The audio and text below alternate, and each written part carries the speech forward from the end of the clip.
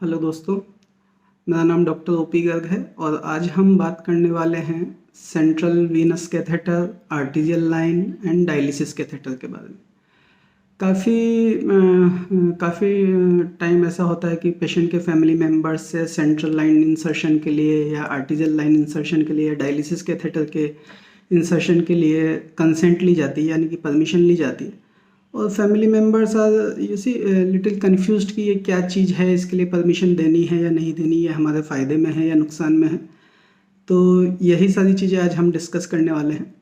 तो पहले हम बात करेंगे सेंट्रल वीनस कैथेटर या सेंट्रल लाइन के बारे में। तो सेंट्रल लाइन एक्चुअली जो आप लोगों ने देखा होगा कि छोटा आईवी कैन्यूला जो होता है जिससे सलाइन दिया जाता है या ग्लूकोज दिया जाता है, उसी का एक बड़ा रूप है। मतलब जो आईवी कैन्यूला होता है या छोटा ये आईवी कैन्यूला जो होता है, इसको बहुत ज़्यादा देर तक हम लोग रख नहीं सकते, ये 1 दिन या 2 दिन के बाद ख़राब हो जाता है। दूसरी चीज़, कुछ मेडिसिन ऐसी होती हैं जो कि आप आईवी कैन्यूला से नहीं दे सकते, जैसे कि कार्डियक मेडिसिन जिनसे बीपी बढ़ाने की दवाई दी जाती है, या बीपी बहुत ज़्यादा है तो बीपी कम करने की दवाई दी जाती है, या कुछ मेडिसिन ऐसी होती हैं जो कि पेरिफेरल लाइन में आईवी कैन्यूला से देने से वो हाथ में स्वेलिंग कर देती है, जिसको थ्रोम्बोफ्लेबाइटिस कहते हैं, है ना। तो और कुछ कंडीशन के अंदर ये प्रेशर मॉनिटरिंग के अंदर, सीवीपी प्रेशर मॉनिटरिंग के अंदर भी सेंट्रल वीनस कैथेटर का यूज़ होता है।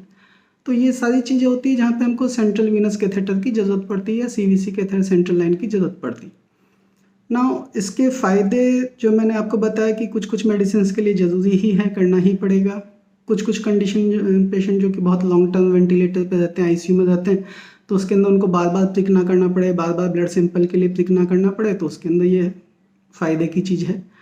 और कुछ कुछ पेशेंट्स के अंदर जिनके अंदर लाइफ सेविंग मेडिसिन देनी है, उनको तो हमको करना ही होगा ना। इसके नुकसान क्या हो सकते हैं? तो नुकसान तो पहली चीज़, जब ये हम इसको डालते हैं तो ब्लीडिंग हो सकती है, लॉन्ग टर्म में रखने से इन्फेक्शन हो सकता है, और जैसे कि सबक्लेवियन सेंट्रल लाइन की बात करें तो उससे न्यूमोथोरेक्स हो सकता है, चेस्ट में प्रॉब्लम हो सकती है, या जो आईजेवी भी जो डालते हैं उससे भी चेस्ट में प्रॉब्लम हो सकती है, बट ये काफ़ी कम मात्रा में होती है। और दूसरी चीज़, जब इनको डालने के बारे में आपको बताया जाता है तो मोस्ट ऑफ द टाइम आपके पास ना करने का ऑप्शन नहीं होता, क्योंकि आपका पेशेंट ऑलरेडी ही इतना सीरियस होता है कि उसको मतलब वो चीज़ लगेगी ही।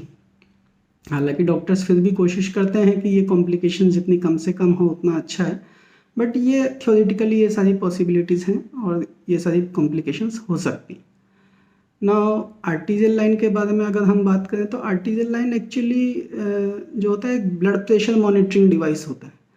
ब्लड प्रेशर मॉनिटरिंग जो हम नॉर्मली बीपी देखते हैं वो कफ के थ्रू देखते हैं, हाथ में कफ लगा के बीपी कफ आपने सब नहीं देखा होगा, जिसको स्फिग्नोमेनोमीटर कहा जाता है। बट जिन पेशेंट्स के अंदर बीपी बहुत ज़्यादा कम होता है उसके अंदर वो कफ काम नहीं करता, उसमें बीपी नॉट रिकॉर्डेबल आता है। तो उन पेशेंट्स के अंदर जिनको लाइफ सेविंग मेडिसिन चल रही हैं उनके अंदर भी बीपी मॉनिटर नहीं होता, तो उसके अंदर जरूरी होता है। जिनका चेस्ट कंप्रेशन यानी सीपीआर चल रहा है उसके अंदर तो बिल्कुल ही पता नहीं चलेगा, तो भी उनको ज़रूरत पड़ती है। तो इन सभी चीज़ों के अंदर आपको beat to beat heart BP पता होना चाहिए, क्योंकि मतलब ये चीज़ें इतनी फास्ट काम करती है कि 1 मिनट के अंदर बीपी कम भी हो सकता है, बढ़ भी सकता है। तो ऐसी कंडीशन जहाँ पे इतनी ज़्यादा लाइफ सेविंग या लाइफ रिस्क वाली मेडिसिन चल रही है, वहाँ पे आपको बीपी मॉनिटर के लिए आर्टीरियल कैन्यूला या आर्टीरियल लाइन डालनी पड़ती। नाउ अगेन इसका फ़ायदा तो यही है कि आपको बीट टू बीट बीपी पता चलता है, हाई रिस्क मेडिसिन में देना होता है। नुकसान इसका क्या हो सकता है कि जहाँ पे आर्टीरियल लाइन जिसमें ये डाला गया उसके आगे वाले पार्ट में गैंग्रीन हो सकता है, मतलब कि ब्लड सप्लाई रुक सकती है, क्योंकि आर्टरी ही हाथ के अंदर सपोज रेडियल, यहाँ पे मैं बताऊँ रेडियल आर्टरी में आपने लाइन डाली तो इसके जो आगे का पार्ट है यहाँ पे ब्लड सप्लाई कम हो जाएगी, क्योंकि उसी आर्टरी के थ्रू यहाँ की ब्लड सप्लाई चल रही थी। तो ये एक थ्योरेटिकल रिस्क होता है, हालांकि अल्नर आर्टरी होती है यहाँ पे बैकअप में, तो नॉर्मली ऐसा होना नहीं चाहिए, बट ये एक थ्योरेटिकल रिस्क है कि कुछ कुछ पेशेंट्स में जिनके अंदर ब्लड सप्लाई की कमी है या पेरिफेरल वैस्कुलर डिजीज़ है वहाँ पे गैंग्रीन होने का चांसेस होता है। आर्टरी का क्योंकि खुद का प्रेशर ज़्यादा होता है तो उसके अंदर अगर ब्लीडिंग होगी तो बहुत तेज़ी से बहुत ज़्यादा ब्लीडिंग हो सकती है, तो ये प्रॉब्लम आर्टीरियल लाइन के अंदर। नाउ डायलिसिस कैथेटर या डायलिसिस लाइन क्या होती है?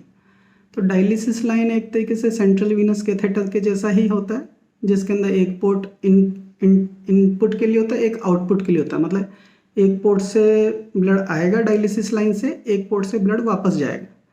तो ये नॉर्मली जिन पेशेंट्स के अंदर डायलिसिस की ज़रूरत होती है और जिनको एवी फिस्चुला नहीं बनाया हुआ है, तो उनके अंदर ये टेम्परेरी मेजर है। जब तक एवी फिस्चुला काम नहीं करता है, जब तक बनता नहीं है, तो उन पेशेंट्स के अंदर ये डायलिसिस लाइन डाली जाती है। इसका मेन पर्पस डायलिसिस ही होता है। बट कुछ कुछ पेशेंट्स के अंदर ट्रिपल ल्यूमेन भी एक डायलिसिस लाइन होती है, जिसके अंदर हम मेडिसिन भी दे सकते हैं अगर ज़रूरत पड़े तो इसके लिए भी जो मैं कहूँगा कि आपके पास ना करने का कोई ऑप्शन है नहीं, क्योंकि ऑब्वियसली पेशेंट जब इतना सिक होगा कि उसको डायलिसिस की ज़रूरत होगी, तभी आपसे ये कंसेंट मांगी जाएगी या तभी आपसे ये परमिशन ली जाएगी। और इसके सारे फ़ायदे या नुकसान वही सारे हैं जो सेंट्रल वीनस कैथेटर के। इसका साथ में एक फ़ायदा और भी है कि आप इससे डायलिसिस कर सकते हैं, क्योंकि जो सेंट्रल वीनस कैथेटर होता है वो नॉर्मली इतना मोटा नहीं होता जितनी मोटी डायलिसिस लाइन होती है।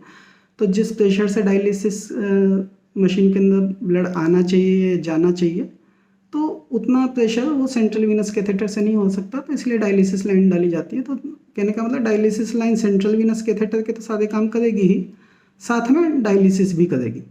बट इसको हम ज़्यादातर टाइम मतलब एज ए सेंट्रल लाइन नहीं यूज़ करना चाहते, क्योंकि इसमें इन्फेक्शन का चांस रहता है अगर आप रिपीटेडली करते हैं। तो कोशिश हमारी यही होती है कि जिसके अंदर डायलिसिस की ज़रूरत है उसी में डायलिसिस लाइन डाली जाए, और जिसमें सेंट्रल वीनस कैथेटर या सेंट्रल लाइन की ज़रूरत होती है उसी में सेंट्रल लाइन डाली जाए। तो ये सारी चीज़ें थी जो इन्वेसिव लाइंस के बारे में जो थी, जो सेंट्रल लाइन या आर्टीरियल लाइन या डायलिसिस के बारे में। इसके अलावा अगर आप कुछ भी पूछना चाहते हैं तो आप मुझसे इसी चैनल पर संपर्क कर सकते हैं। Thank you.